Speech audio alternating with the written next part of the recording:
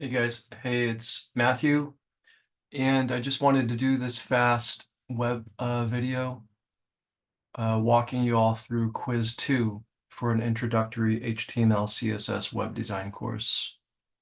And on the right-hand side here are the quiz questions that we'll be moving through. And on the left-hand side here are some examples. Like this is in my opinion, this is a really good example of a student kind of starting to think about links on their CV. And so you can see here is the opening for the HTML page, first one in. Here is the closing for the HTML page, last one out. And you can also see where the head portion of the document starts and ends. And there's beautiful hierarchy too, and like indentation in this example that I think is really worth noting, that allows us to kind of read the document a little bit more easily. So instead of everything being flat or flush on the left-hand side, we can see how everything is sort of nested together. And nested is one of those terms that, of course, is discussed in this part of the course, especially when you're talking about lists, whether they're ordered or unordered. So anyway, here the body portion or visible portion of the document starts, and down here is where it closes. So, I mean, this should all start to look a little bit more familiar to you because you did Project Zero, which just kind of allowed you to get your feet wet a little bit with the idea of setting up a very, very, very extremely simple HTML document, and then voila, kind of seeing how beautifully it can render if you right-click that HTML document and open it with a browser. A browser is essentially like Safari, Google Chrome, Mozilla, or I always forget what the Microsoft browsers are, but I typically use Chrome when I'm working, or Safari. But yeah, a browser is basically a way to look at the website or the web pages. Okay, so that being said, the first question, what is the difference between an ordered list and an unordered list? And so a simple ordered list can be called out with this tag, UL, okay, and that stands for unordered list. And I'm trying to see if this student used any ordered lists. They all seem to be unordered from what I can tell. And that's okay. But if you did want to create an ordered list, you would just simply, instead of saying UL, you would say OL. So ordered list or unordered list. But that's the opening tag. And then you'll also see that there's a closing tag in this operation. So an unordered list basically means you just see bullet points associated with those items. An ordered list means that the list items that you add, let's say you're going to the grocery store to pick up some things for a soup. So you need chicken stock, you need celery, you need garlic. That could be an ordered list. 1, 2, 3, 4, 5, 6, 7, etc. That means ordered. If it is an unordered list, that means that, first of all, you're going to use a different callout, or the specific callout tag UL for unordered. And instead of seeing numbers, you are just simply going to see bullet points, okay? The second question, regarding HTML lists, what does nested indicate or imply? Okay, this is a fun one. And so it looks to me like this actually is a nested list right here. Because look, there's an unordered list with an opening and a closing right here. And then there's a parent list item here that says Collegiate Tribunal. So that's one item. But then a whole new unordered list begins here. Look at this, and you can tell because it's indented, right? And here's an additional opening and an additional closing that is embedded within. So yeah, essentially nested means you have a list within a list. And when that happens, there's going to be this very subtle slight indentation when the code is rendered on the screen, okay? And that's a pretty common thing that you would be able to do in like a Word document or a publication document, okay? And then here it says provide an unordered list example that is coded. Well, uh, that's pretty simple. It's already here with this student example, okay? So, but this whole nesting business can get really complicated. And so, Barb, the student's example that I'm looking at here is really incredibly done. Especially, if you're going to be doing nested operations with your lists, it means that you do have to take special attention to um, indenting and creating these beautiful bell curves, like what I'm always talking about, because that shows you it shows you the relationship between tags so that you can kind of see or read the document more easily. And so, yeah, an unordered list always starts out with the tag UL, okay? And then you'll start to create quote unquote list items. Like, for example, what do I need to do today? Okay, I need to check my email. I need to make coffee. Um, I need to follow up with a certain individual. I need to complete a project. And so that would be an example of an unordered list. And those could just be bullet points because maybe you can complete those items in a random order. But an ordered list uses the tag OL, not UL. And if you could create an ordered list, it's more like a grocery shopping list. Okay, I need 1, 2, 3, 4, 5, 6. I need those 6 items to create my soup. And then it looks like both questions 3 and 4 are simply asking for those examples. I think they have really nice, clear examples in the textbook that you can look at as well. Provide a nested, unordered, and ordered list example that is coded. I think it's important to actually create a simple ordered list and also to try to create a more complicated nested list because it does require a little bit of skill. And you just have to remember that you're going to have to, and you can, by the way, you can have an ordered list nested within an unordered list. So you can start to kind of, play around and experiment. But just when you're trying that nested list operation, be sure that you're paying attention to the details, okay? And remember, each list needs an opening and a closing, okay? Each list needs an opening and a closing.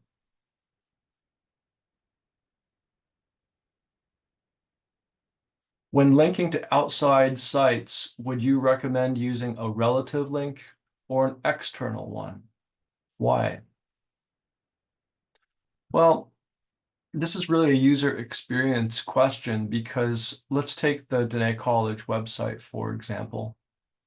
If you navigate around the Dene College website, it doesn't take you out of the website. Okay? You stay, like, it's not creating new tabs up here every time you click something.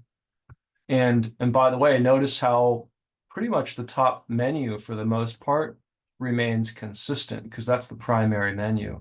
And then there's a secondary menu that's kind of changing a little bit on the right-hand side, dependent on where you are. But these are all relative links because they are internal to the website. Okay, all of these. I wonder if we can find an external link anywhere. I'm guessing if we click on this HLC ad down here, yes. So when I clicked on that, it took me outside of the website. I don't know if you guys just saw this, but here's the Dene College website, and then I'll do it again. I'll click on this HLC icon, and it'll open up a new link up at the top. And and the reason why that's important is because if folks are bombing around on the Dene College website, Dene College does not want folks leaving this website. They want them here internally within the nest, within the circle, okay?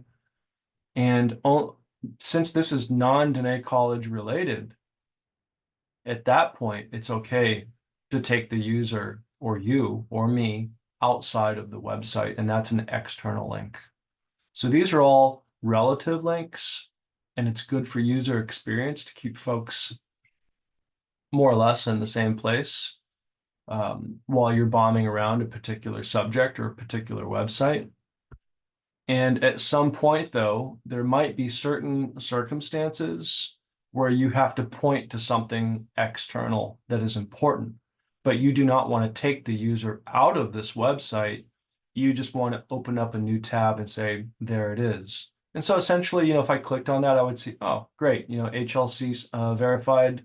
Then I would close it out, and I'm still in the same place that I was when I was looking at the DC website. So I hope that makes sense. So let's go back to, whoops. Okay, the next question. Why is a thought out, organized directory or website structure important for a successful website? Well, we can use the DC example again. This is pretty much, you have these categories that are associated with the Dene College website.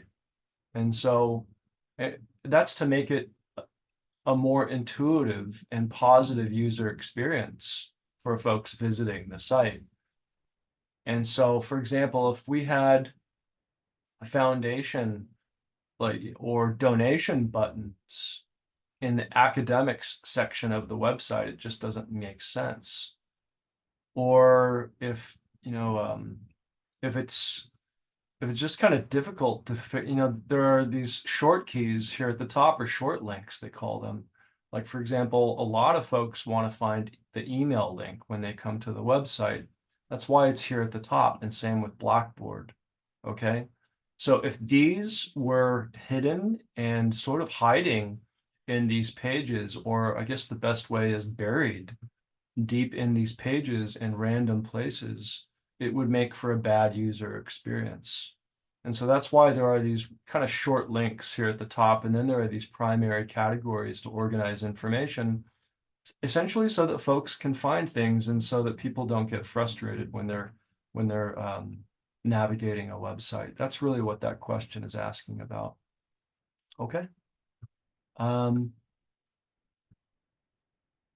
It's also helpful when you're designing a website because you need a plan. You don't just start from thin air. You need some sort of a plan. So you might even work in your sketchbook or on a sheet of paper, and you start mapping out all of these things. The other thing that you can do is you look at previous examples of similar websites. Like, for example, Dene College, the website, is an educational website, and I'll bet you guys dollars to donuts that if we were to go to a lot of other academic institutions, they would also be interested in pointing students to a certain section that is very focused on academics, or a certain section that is very focused on being admitted into that school, or another section focused on things that are relevant to current students, et cetera, et cetera. So in other words, that blueprint or formula for website development is not just found here at Dene College. It is found on many other institutional websites because that's what the user expects. If we were reinventing the wheel constantly, the real truth is that's bad. That's bad for the user, because the user starts to expect how a website operates. For example, they're usually looking for a search somewhere on the website, more often towards the top or clearly labeled. Also, there's usually a logo on a website on the top left-hand corner. And the real truth is this is actually not clickable right now, and that is a repair or a fix to this website that I think is necessary, because users typically want to click on the logo that is associated with an institution or a web page, and they expect that that will take them home. That this website is not doing that. So that is actually a problem right now. It's not a huge problem, but it's something that I would suggest if I were talking to the IT folks. Also, like careers. Um, uh, yeah, I mean, that's also something that the institutions usually want to be very clear. Now, I don't know if you guys just saw this. That's a user experience problem. On the home page of the Dene College website, there is the Blackboard link and the email link, but notice how that has disappeared on this page. That is actually, in my opinion, a user experience problem, and it lacks consistency. The odd thing is now this logo is clickable. So if I wanted to go back, I could easily, but for some reason on this initial page, it's not clickable. Those are little things about user experience. I mean, you just have to think about, I'm sure that each and every one of you have gone to a website before and thought, I can't find what I'm looking for, and it should be really, really easy to find. Someone is dropping the ball. Someone is not focused on how to make this an easier experience for me. It should not be this difficult to figure out how much does it cost to attend this institution. It should be really clear, most likely under admissions, right? Or if I want to study a certain type of fine arts, I should be able to click on academics, and I should be able to furthermore, like find that really easily. It, uh, I'm going to take it easy on critiquing the Dene College website because it's just not so nice, but I know that all of you have experienced that. Okay. So let's see, another question. Define relative URL and a circumstance that it would be used. We were talking about that earlier. These are all relative URLs because they're internal to a website, okay? Those are relative URLs. And then the next question. Are email links useful or necessary? Are they outdated? Why or why not? And be honest. I actually think that uh, putting an email link on a website is a risk these days, and I'll tell you why. Because there are a lot of bots cruising websites looking for emails. And if you've ever wondered why you sometimes get a bunch of junk email in an account, a Gmail account, it's because a bot was cruising a location somewhere on the web and got a hold of your email, and your information was probably sold to a list and then maybe sold to a list again and again and again. And before you know it, you start receiving emails that you don't even know why you're getting them. And so there's a lot of spam and risk involved with putting an email directly on a website with those links. And so, no, I would not do that anymore. I certainly do not have that kind of contact information. And I would say the same thing about having a phone number on an email, or excuse me, a web page. I would never do that. That being said, I mean, you still need a contact link, okay? And so if you're creating a personal portfolio site, for your art or your design work, maybe you can point the contact information to a Facebook page that you created for yourself, or something of that nature, because Facebook and those folks are a little bit better about filtering out spam. All right. Um, Let's see, the last question. What does opening a link in a new, fresh window have anything to do with a pleasant user experience? Well, we talked about that a little bit. If all of these internal links were opening up new tabs here at the top, and like you ended up with 20 pages open, just because you were browsing or cruising around a Today in College website, that would be a bad user experience.